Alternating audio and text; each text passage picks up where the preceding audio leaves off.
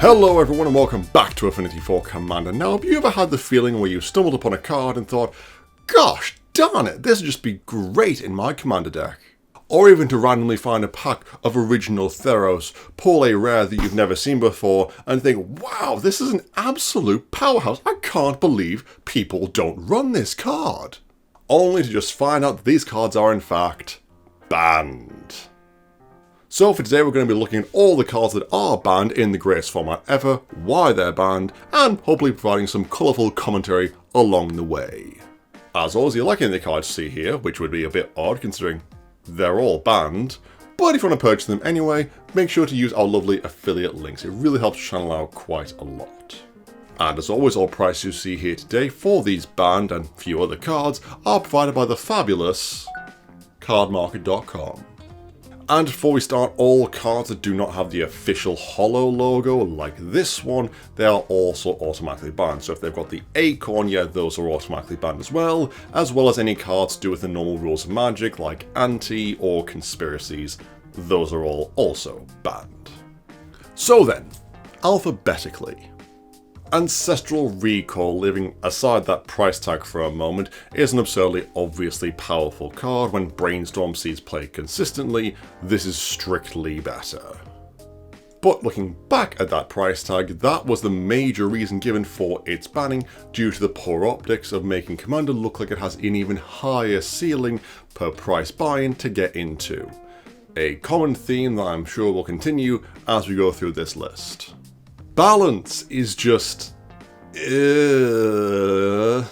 Look, if you've ever been unlucky enough to be in a game where someone is constantly playing Magus of the Balance or similar type effects, you know how boring and grindy it is, and it does just lead to a very poor game state, especially when Wizards have been making such genuinely good white catch-up cards recently.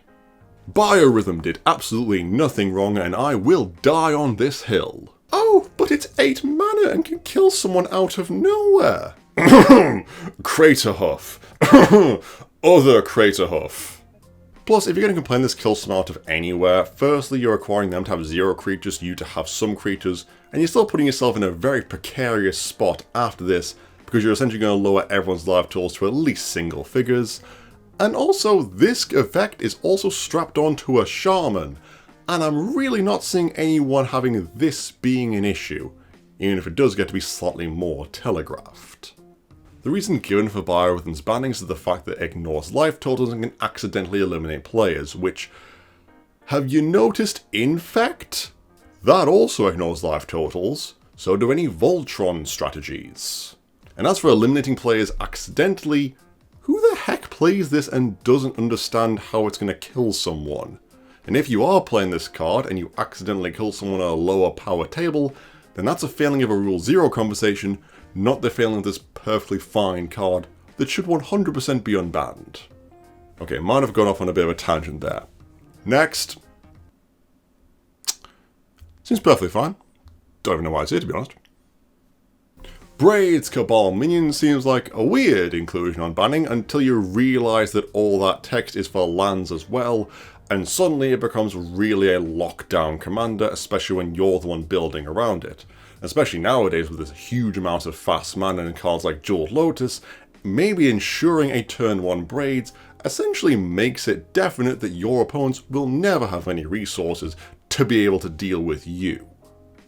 Heck, even a turn 4 Braids means that by the time it wheels back around you, you've already stripped your opponents of 3 resources for 0 cards beyond your commander. And that just keeps adding up and adding up. Yeah, Braids is a very feels-bad card, and I'm glad it's banned. Channel is a fairly obvious one. You've got 40 life, you don't mind losing a lot of it to just race ahead and stomp your opponents. Which, yeah, I don't think a lot more needs to be said on that. Chaos Orb is banned for the given reason of the fact that it essentially has a dexterity issue, that you have to be able to do this to be able to play the game and play the card. Which I completely understand, and it's the same reason a card of Falling Star is also banned. Personally, however, I'm happy this is banned because of the absolute asinine design behind it. I'm not flipping my cards, Wizards, and I thank you for keeping this type of nonsense limited to the unsets. Coalition Victory is a totally fine card that definitely should not be on this list, and Wow, I am dying a lot of hills for 8 mana cards today. Okay, yes, if you're playing a 5-color deck and you've built it not like a potato, then you will have the necessary lands out in just a few triumphs to be able to get that clause, and you will have your therefore 5-color commander that you play and then just cast Coalition Victory to win the game. Understandable. However, I've yet to have anyone explain to me how this is any different to Heliod and Walking Ballista, Machaeus and Triskelion. There are many 2-card combos in EDH, one of them being the Commander, and I'm really not understanding how this particular one is so much worse when Coalition Victory requires Wooburg of mana, is 8 mana itself, and can easily be stopped by just getting rid of the Commander. Through bouncing, exiling, destroying, phasing out, anything to do that on the stack makes Coalition Victory not resolve as needed, and thus is a failed win con. But no, apparently just because it has the word win the game on it is not acceptable. And again, if you're playing a 5-color deck and this is your win con that you are tutoring up and getting to as quickly as possible, and your opponents have a bad time with that, that is a Rule 0 failure, not a failure of a totally fine card. Moving on to a card that's not totally fine, Emrakul the Eon's Torn is obviously super broken, and is either going to be ramped to immediately, because, you know, we're playing EDH, or is just going to be sneak attacked out and has protection from pretty much everything, and that Annihilator 6 is pretty damn backbreaking. And it being colorless means it just gets to go in any single deck, making it viable for any strategy that wants a big beefy beater. Arayo Saratomi Ascendant is not here just because it's a really cheap, weird blue commander. No, it's here for when it flips into Arayo's Essence. Here it does a really good version of Jin-Gitaxias' ability, but way better because it's spell for each opponent each turn and can't be burned by someone casting a Brainstorm. This way you actually get out a really powerful effect very quickly because you're going to be in blue, you're just going to play cantrips, and suddenly you've created a really boring, unfair game state. Yeah, this is one of those I'm not even going to try and defend, this is obnoxious. Fast Bond is here because when you are able to drop all your lands from hand on turn 1, and then you're able to use that mana to accrue more card advantage before anyone even gets to play their second spell, yeah, that puts you well too far ahead. Happy it's banned. Next up is Flash, which is banned for being too good of a card. No, I'm not joking, that's legitimately the reason given why it was banned, because all you are doing is getting out, evoking out any creatures with amazing ETB or dies triggers. You know, certain ones come to mind. But it's also just more giving this type of combo and interaction. Instant speed is just too much, and definitely should be something done at sorcery speed. You know, maybe give your opponents a bit of a chance. It is also a card, as said in the notes, that just gets better and better as Magic continues, and we have more and more powerful creatures being created with better ETBs. So yeah, happy it's banned, and it's definitely never getting unbanned. Gifts Ungiven. Now, I've seen some people argue the fact that this is totally fine to unban due to the fact of how many tutors we already have in the format, and how many we keep getting printed. Currently, I'm still on the side of it being banned due to the fact that I can easily see us becoming a staple at higher levels of play, especially with Underworld Breach lines, as this essentially just wins you the game immediately. And even in lower power decks, it just becomes an immediately better fact or fiction, especially if you're running any manner of graveyard decks that have blue in it. Yeah, I'm quite happy for it to stay banned, and I'm definitely not going to die on the hill for it to be unbanned. Golos Tireless Pilgrim. Now, I remember when this was banned quite vividly, and everyone had a bit of a moment of reaction to it until it was kind of pointed out why, and it kind of became obvious. The Rules Committee bans cards looking at lower and mid power levels. It wasn't due to the fact of its impact on cEDH, whatever that may or may not have been. It was entirely due to the fact that at these levels of play, Golos was just the best 5-color commander. They're colorless, so you don't have to worry about your fixing to get them out, they grab a land to help you with their fixing, and they have an ability on them that is just there to sink any and all mana you have left over into them. You essentially can win the game with just Golos out. In fact, I specifically remember looking to build a 5-color deck, and Golos was just the correct answer, which you really don't want. You want variety, nuance, a little bit of this, a little bit of that, some flavour to the format. Not just, this is the best. They're not banned for being ridiculous, but just banned due to the fact that it prevented a wider spread of 5-colour commanders getting their time to shine. Grizzlebrand! Do I need to explain this one really? It's a massive draw engine. When you've got 40 life, dropping 35 of it to draw 35 cards, yeah, everyone's going to do that. And after you've drawn that many cards, especially in black, you're probably going to win the game from that point onwards. So yes, very happy it's banned. Hull Breacher, a relatively recent ban, and look, I very much get it. Being able to have a Narset flashed in is super annoying. But that's not what got it banned. What got it banned was the other line of text where you're not only denying your opponent's resources, you're accruing resources for yourself at the same time. And at that point, you've now pushed everyone back, projected yourself massively forward, and now you've created an unfair game state that is just, ugh, to have to slog through. Iona Shield of Emeria is just an unfun card. Now look, as I pointed out in my cEDH vs EDH video, which if you haven't watched it, do go watch it, I think it was quite a good one. Iona being entombed and then reanimated is not going to be a massive problem at high levels of play, because there are other things that we'd rather do there, like, you know, win the game. But then, as the RC does state, they are looking at mid and low power level EDH decks when making their bans, and Iona was just massively oppressive at these levels when people were cheating them out and just locking a person out of the game. Not a card anyone's going to really miss playing, I would think. And if they do miss it, I'm probably not having them over for dinner anytime soon. Caracas, a card banned for our format's namesake, the Commander. Our format pretty much runs around legendary creatures, so the ability to constantly save yours from any manner of board wipe or interaction, all while bouncing your opponent's commander, if not for just being a good game idea, but just to be annoying, yeah, I can see why this card essentially becomes either banned or put in any and all decks that can have it. Leovold, Emissary of Tress, was banned for pretty much the same reason as Hullbreaker was, which is the fact that it creates deeply unfair game states of oppressing your opponent's abilities to gain resources, all while punishing them for trying to get rid of Leovold to actually get the resources.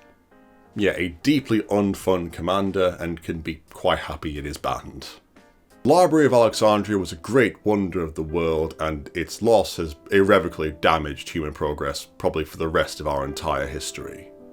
The card itself is pretty busted too.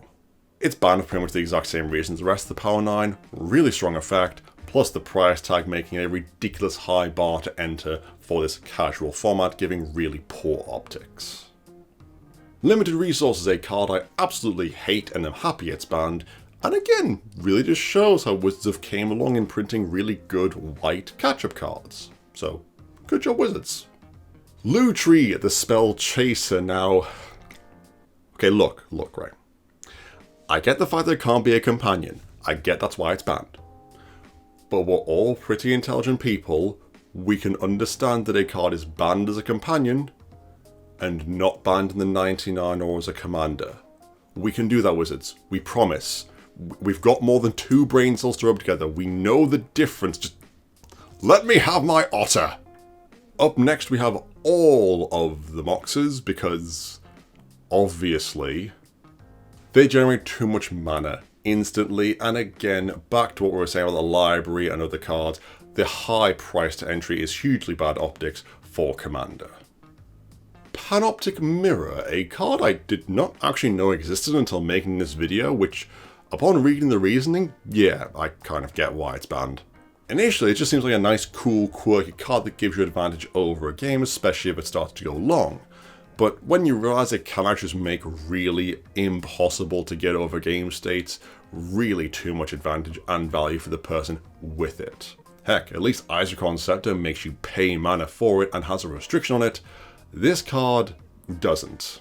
Paradox Engine died for Urza's sins. Nah, but in all seriousness, the fact that Paradox Engine was banned pretty soon after Urza started taking over did kind of lead a lot of people to thinking that, but Urza was kind of the straw that broke the camel's back.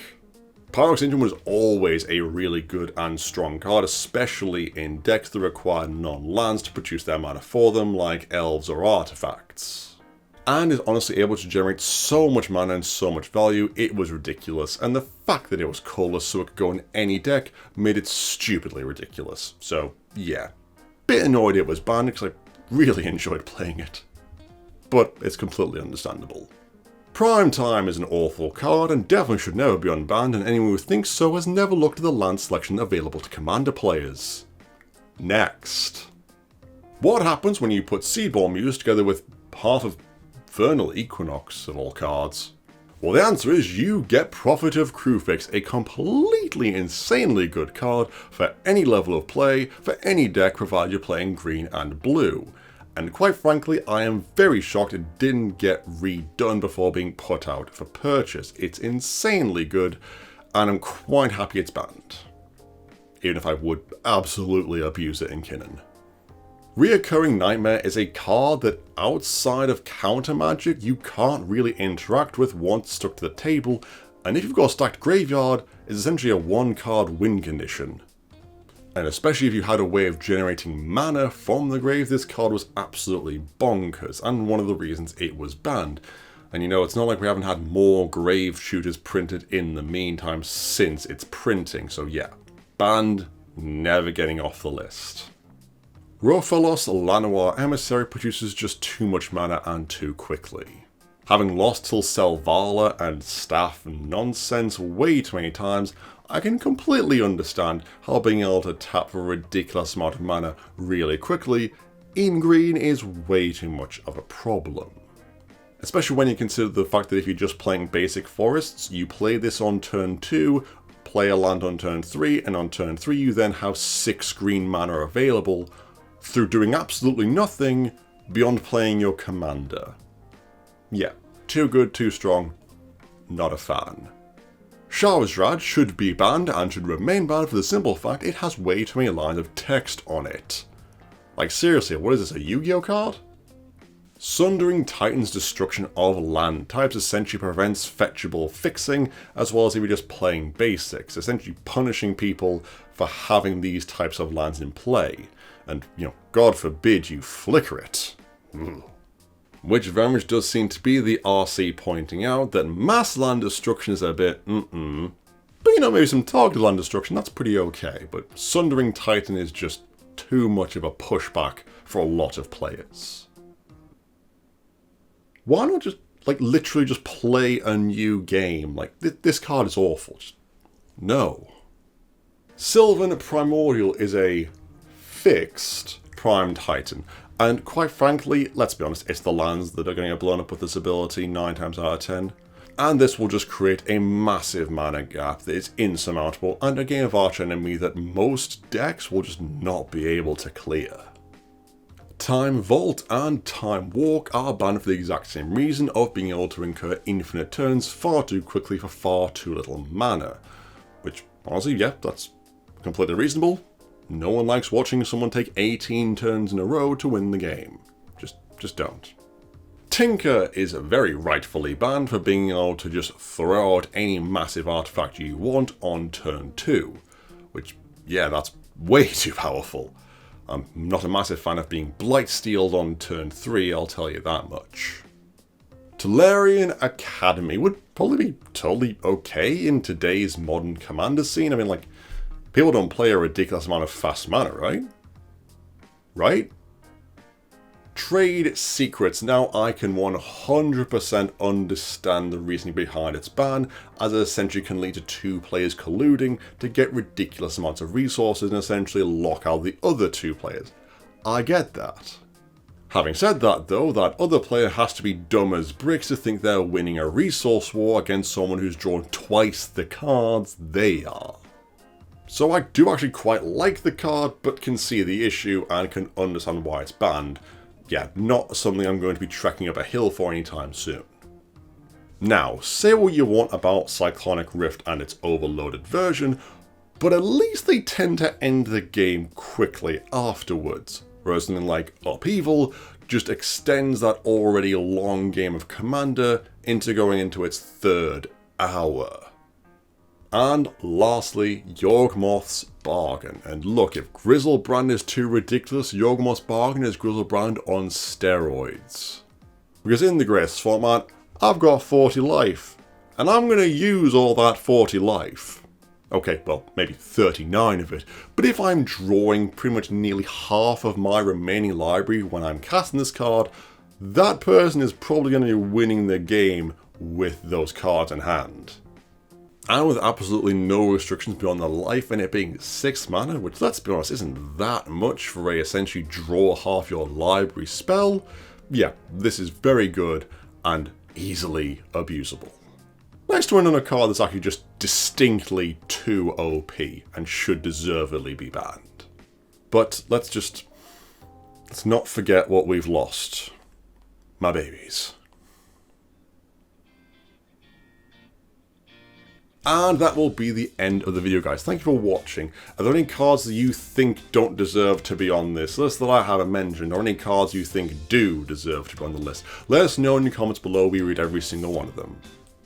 As always, this video is made possible thanks to the support of our amazing patrons. You guys are truly awesome. If you'd like to become a patron of the channel and get access to our exclusive Discord server as well as other perks, you can see our link in the description box below. And as always, you can support the channel through the quick and easy ways: liking, subscribing, commenting, and sharing it on your preferred social media platform. But as always, guys, I've been Alex, and I'll see you next time.